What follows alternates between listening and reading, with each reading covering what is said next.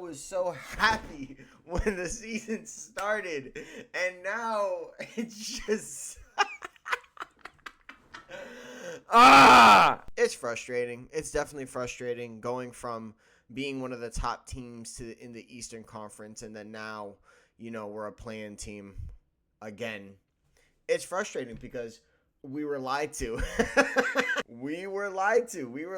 We thought because our team played faster that means the offense was better. And come to think of it, the offense isn't just better. We just look faster, and because we look faster, that surely means we can hit our shots, right? Wrong. Simone Fontecchio's hot streak of three-point shooting has completely gone away. And now we know what this team is. Now, I'm not going to solely blame it on Simone Fontecchio. That's a ridiculous claim to make. Losing to the Mavericks and only scoring 108 points. Then losing to the Magic by 1 point because we couldn't execute a final play. Only 105 points scored in that game. Then we scored 111 points against the Kings, which should win us the game, but we allowed 127 points. 127 points allowed against the freaking Kings is crazy. Mind you, the Kings are 29th in scoring, so we allowed a team to put up 127 points for us, and they're one of the worst scoring offenses in the league. Bad times. Bad times. We got blown out, by the way, by 16 points. Whoop-de-frickin-do. And then we lost to the Magic again. For as long as I've been alive, the Magic have never been our rivals. And now they're winning regular season games. And now Orlando Magic fans are finally happy. They're finally happy that they're winning again. They're finally happy that they're beating us. And it's just like, it makes me so upset because the fact that they think this is a rivalry. They think this is a genuine, real rivalry. It's not. It's not a rivalry, okay? It's never been a rivalry. You want to know why it's never been a rivalry? Because we have a significantly better franchise than you, okay? We have more championships. We have more playoff wins. We have more playoff appearances. We have better coaches. Our players are better. Everything is better. Everything about this team is better than your team. But now all of a sudden, we're 0-3 against you guys. You guys are undefeated in this regular season, and all of a sudden, it's a rivalry now. Never has been a rivalry, never will be. Oh, all right, let me calm down. And the Magic are a good team. Let me make this very clear. They're a very, very solid team. They're 15-10, fourth in the Eastern Conference. They've won 8 out of their last 11 games. So they have righted the ship. The Orlando Magic are a good team. And mind you, they've been doing this without Paolo Banchero and Franz Wagner. Franz Wagner, who's going to be out for an extensive period of time. But let's get back to the Miami Heat, right? Because I don't want to talk about the Orlando Magic for too long. It makes me want to throw up actively. The frustrating part about this Heat team is that when we got Tyler Hero back, the expectation was the offense was supposed to be better. And the offense is still fast, but it's as if when Tyler Hero finally got on the court, everybody stopped hitting their shots. I don't know if I want to call that a coincidence or if I really want to call that just something that happens when Tyler Hero is your best offensive player and he's on the court.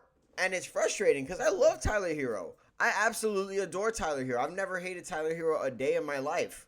However, I get frustrated. I get very frustrated when a player of Tyler Hero's caliber is constantly hurt or is leading us to mediocre offensive games. And best believe he is the leader of this offense. So he is the focal point of the offense, which makes him one of the reasons the offense is not clicking. I know we loved playing fast and we all love the pace and we all love how, everybody's eating, But straight up, it feels like this offense needs to, if we're going to play fast, it can't just be chaos all the time. Because there are times where it's chaos and nobody knows what kind of shot they're going to take. Nobody knows who's hot. Nobody knows who's actually playing well. And because of that, you have stretches where Andrew Wiggins is taking the final shots of games, even though he's the player struggling. That game against the Dallas Mavericks has stuck to my head for a pretty long time because it shows the ugliness at times of an offense. Now, granted, the Dallas Mavericks are a really, really good defense. They're a very, very good defense. But, man, you can't just You can't just like put up shots against them without having some sort of control, without having some sort of like script or game plan. I know the method is, oh, they don't know what we're doing. We don't know what we're doing, so they don't know what they're doing. Yeah, but like sometimes you have players like Jokic who knows what he's doing and you can't stop it. Giannis, you know what he's going to do. You can't stop it. We don't have the players right now where they can just dominate games outright. We don't have the players for that right now. Norman Powell and Tyler Hero can't dominate the game together. It seems like it's been impossible for them to do so.